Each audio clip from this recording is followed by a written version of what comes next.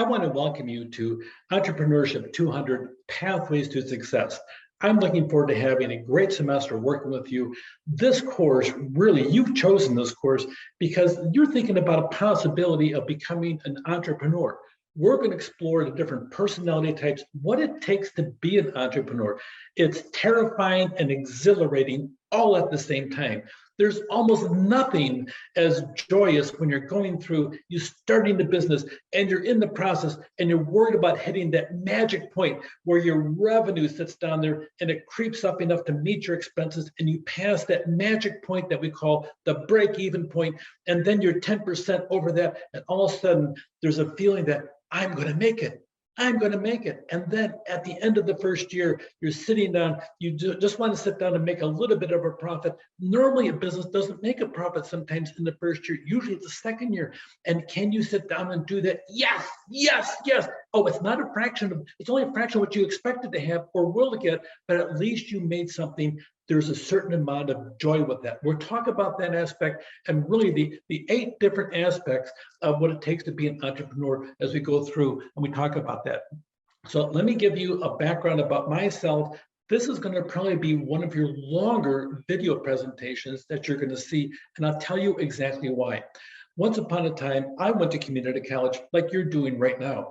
I'm kind of a community college addict. I think it's a really fabulous place to learn because I had a fabulous experience in the right process. My goal is to deliver the same thing for you.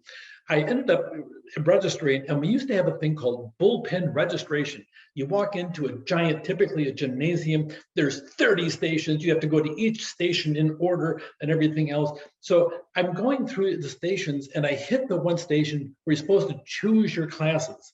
And I'm standing there waiting and waiting and waiting. The counselors working the table, they were arguing between themselves, all 3 of them actually, about where they're going to get their pizza. Strangely, after all these years, that incident stuck itself right in my head forever. And they're arguing about it. So finally I says, fine. I sat down and I took my thing and I have a check, check, check as the classes I thought were good. Okay, and I registered for the first English class that was available. It made sense to me as a new student. First year student, first year English. No, I registered in a pre-college English class.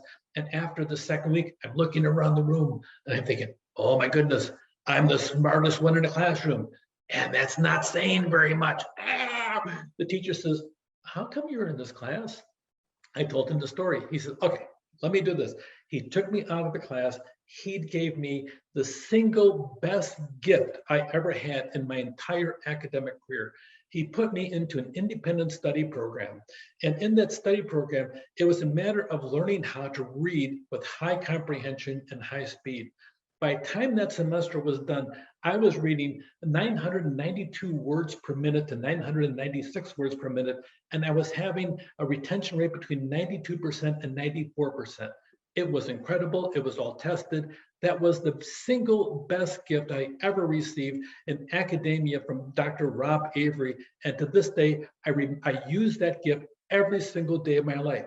The other was this awful professor, Tom Cook. He had bad jokes. I mean, his jokes were as bad as mine, maybe even worse. And that being said, he drove us mercilessly. You think he'd come in with a chair and a whip every single class. He demanded that we sit down there and study hard and study well. And if you didn't, you'd flunk his class.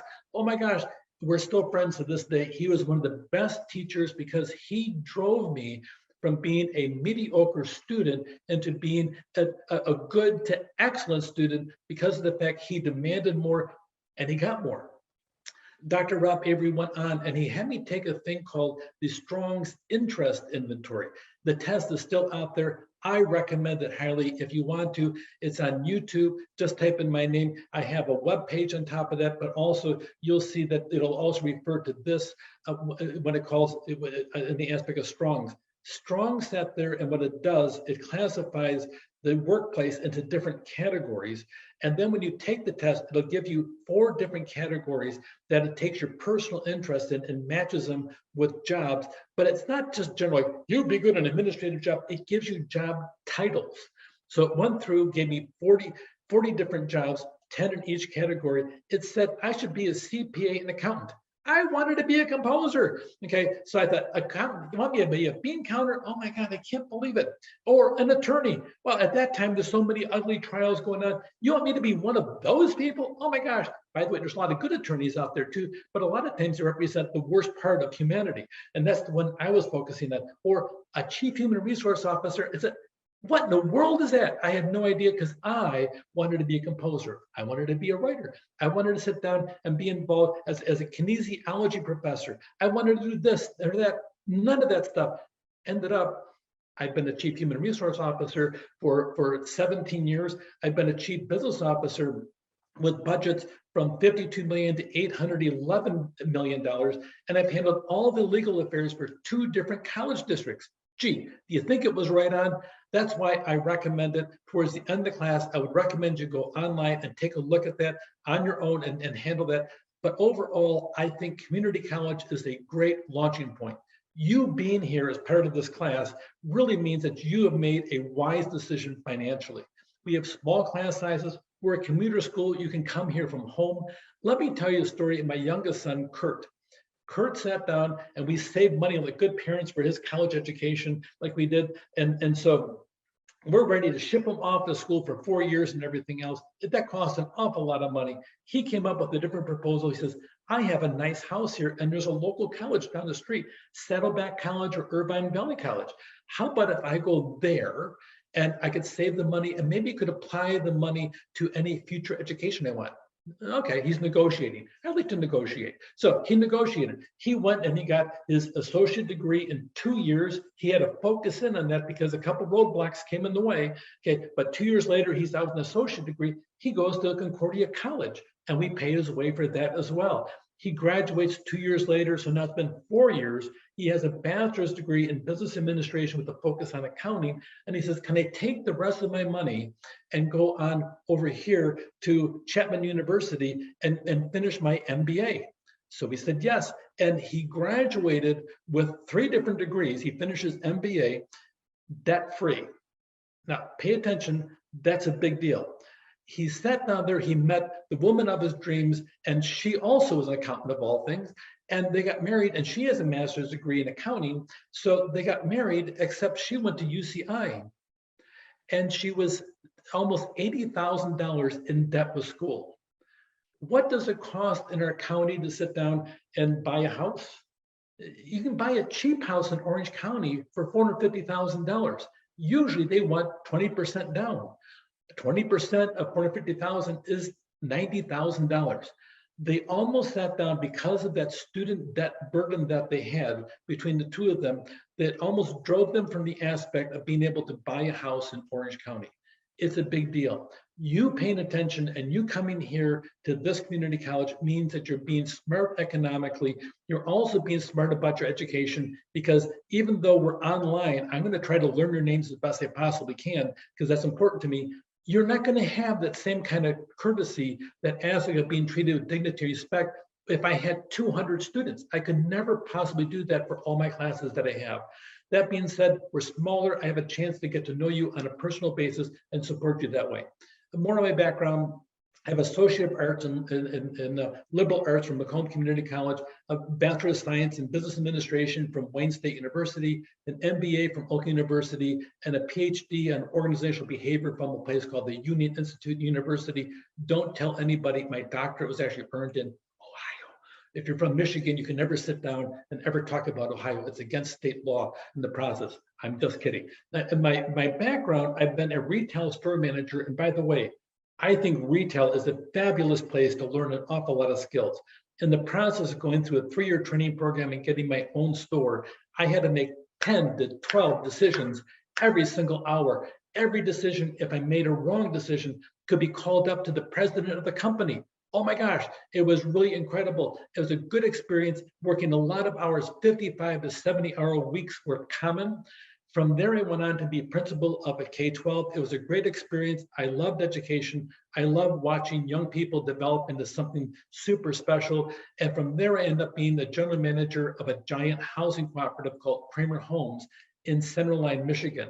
Kramer Homes actually supported 17% of all the population of the city of Center Line. It was a huge, giant complex with 87 different buildings in it and hundreds of people and families living inside the complex. I learned a lot about community relations there. From there, I went on. I was the facilities and transportation director at Fitzgerald Public Schools.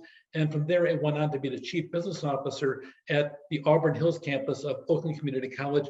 And later on, was promoted to be the director of operations for all 5 campuses there. From there, of all things, I got my first job in human resources as a vice president.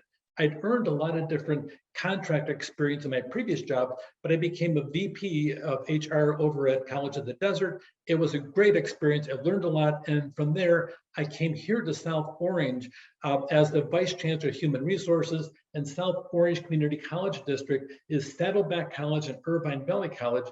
And from there, I asked the board to become a professor of business for IVC.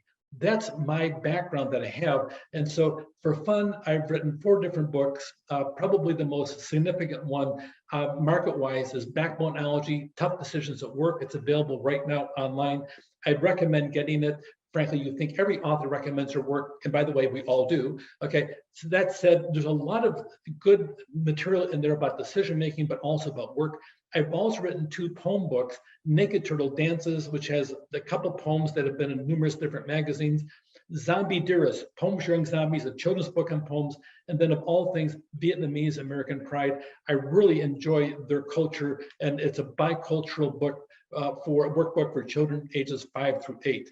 I'm a playwright. I had my first musical comedy done here at Irvine Valley College, and I've written 6 screenplays and 5 stage plays, and working on the 6th one right now that we're going to probably end up producing. So if you would need to get a hold of me, here's different contact information. The best way is actually on Canvas. Click on Canvas. I answer those emails first. And then second, I hit my regular IVC email account. I have a phone number. When we have office hours and office time, there's my office number. And I also have Tuesday, Wednesday office hours on a regular basis. Let's dive into Entrepreneurship 200. What are the details? It really is about getting an entrepreneurial mindset. We have a fast changing world. The book that we have is, in my opinion, is probably outdated, except the reason that I'm still using it for this class really comes down to the fact it's got a lot of good detail in it. They interviewed 550 plus different entrepreneurs to come up with the 8 different traits that are dominant. And it's all wrapped around a story of one person who did something extraordinarily, if you could imagine, back in the 40s and the 50s of somebody African-American descent in the deep South being a business owner and not just being successful, but thriving in the process. The principles that he used to sit down and become a thriving owner are really wrapped into the book. So that really is the story to tell the storyline of really the 8 different principles of entrepreneurship. I think that the combination is fabulous, which is why we're going to use it for this class. It really is interactive. We're going to do a lot of different things, and I really have engaged this class because I want you to think. This is a thinking class.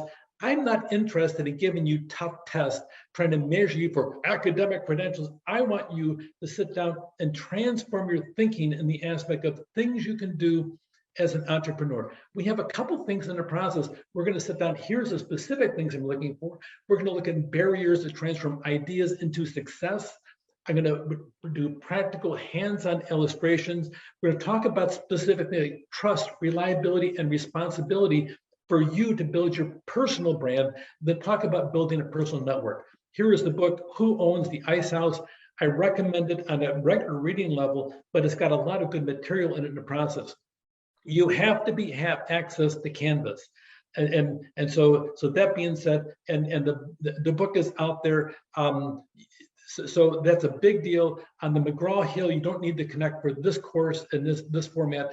Communication, I post announcements all the time, every single week on Canvas. You'll see also, because of the nature of this class, I do a little bit more. When you send me email, make certain that you're communicating to me and you tell me your name, week, and the message and the class that you're in. ENTR 200 is our class. Always reference that, and that way I'll know exactly what you're talking about when you send me the email. And always make certain it's appropriate. On the course workload, for every hour of class, you should plan about 2 hours. So this class, pretty much multiply the number of hours that the class is listed and multiply it by 2, and that should be about the time that you need to sit down there to work on the class. Always make certain that you have Canvas. If you have a problem, make sure you keep this slide presentation. They have the phone number and the link to get technical support. I'm going to be teaching this class in a format that I developed. I call it the pod class, not podcast, but a pod class. We're going to sit down and have each lesson in a short, brief video. This will be the longest video that you're going to get. Typically, my pod classes are 10 minutes and less. So each class period, I'm going to develop a series of 2 to 4 different presentations that's going to cover almost all the material in class. I'm going to give it to you in short chunks of information. They're going to be on Canvas, then we'll see them sequentially as this in week 1, this in week 2. And I'm going to also send them to you a second way. I'm going to send you them in the form of announcements. So for instance, Monday morning at 7 a.m., boom, it'll hit your phone, hit your computer. You can watch it anytime that you want to, but it's a timeline if in case you wanted to, on the way to work or whatever you're doing, you want to listen to it then, and then sit down and take notes in the process. I told you this is a thinking class, and you'll see more in the curriculum as it evolves. But I'm going to typically hit Monday, Tuesday, Wednesday, Thursday at 7 a.m. Sometimes I may have 7 lessons in a week. So if that's the case, you'll see on Monday and Tuesday, you'll see 7 a.m. and 3 p.m. in the afternoon, back and forth. You'll see these hitting your phone, hitting your computer twice a day, but typically it'll be once a day at 7 o'clock. If there's more than 5, you'll see them hitting also in the afternoon. You can also listen to them all sequentially on Canvas if you choose to do so. Either option is going to be available to you. So when you get an announcement, always read the announcement. I don't send these out just because. I send them out because they're important things. There's dates. If you have a late homework assignment, you will be docked points in it, so make sure you're on time. You also, if you're behind, you have up to 4 different times I will extend due dates for you, okay, for free without any penalty. So keep that in mind. On grading, I want you to share ideas, concepts, and opportunities. On discussions, this is a big part of class. I don't use discussions in all my classes. Here, I've got 3 major methods of learning for this class. A huge part is discussions because entrepreneurs share ideas, concepts, and opportunities with each other. When you sit down and you grab an idea, you run with it, sometimes it's not working and you stop. You see what somebody else is doing out of the corner of your eye, says, I may adopt something like that, and you shift what you're doing. This happens a lot in the world of entrepreneurship. We talk about failure rates in entrepreneurship, except for the fact that the failure rates are highly amplified because of the fact that a company may start business doing this with a DBA or doing business as with a fictitious name. We'll talk more about that later on. And they'll stop doing that work and they'll shift over here. You may start a car detailing company and find out that the world of wheels is so elaborate and everything else. You shift and you focus in on selling wheels imported from so-and-so that are high end, and you make a lot more money there. So your business didn't fail. You shifted business, maybe dropped this name or kept it, and your revenue dropped, and you focused in on this over here and made a lot more money because you watched somebody else doing it and dived into that business as well. Interacting, watching, paying attention to other people is a big part of being an entrepreneur. If you sit down and do just this and you have your head in the barrel the whole time, you're going to go belly up in no time at all. Entrepreneurs are always open to new ideas, for opportunities to sit down and shift and respond. Discussions is a major part of the class. Assignments. There's 8 characteristics. Magically, we're going to have 8 different assignments in the process. We're going to have a quiz for each one of the topics. We're going to be going on and on with these 3 things primarily. If something happens because life does intervene and you can't complete the class because something happened and you drop the class, okay, and don't sit down and let it go on and all of a sudden I have to give you an F. I don't want to do that. If something comes up, let me know. I'll work with you. Okay, but it's your responsibility to withdraw from the class. It's not my responsibility to drop you. So make certain that's what you do in the process, but have good communication with me. I expect you to be honest. In this class, if you're going to look over somebody's shoulder to pass a test, oh my gosh, get real. Okay, this is a matter of this is going to be simple, straightforward. It's going to be some work because I want to expand your brain in the process to think about the world of entrepreneurship, because this is all about mindset when it comes down to it. Here's a code of conduct. Some of the code of conduct really doesn't apply because we're 100% online in what we call asynchronous format. Synchronous classes, they meet all at the same time as a group online. Asynchronous, when you put the A in front of a word, a lot of times the A comes from the Greek alphabet, which means non or un in the process. So we're not meeting all at the same time. Here, a lot of this stuff doesn't apply to you, but I do want to have a great class. Anyway, take care. I look forward to seeing you virtually online. Take care.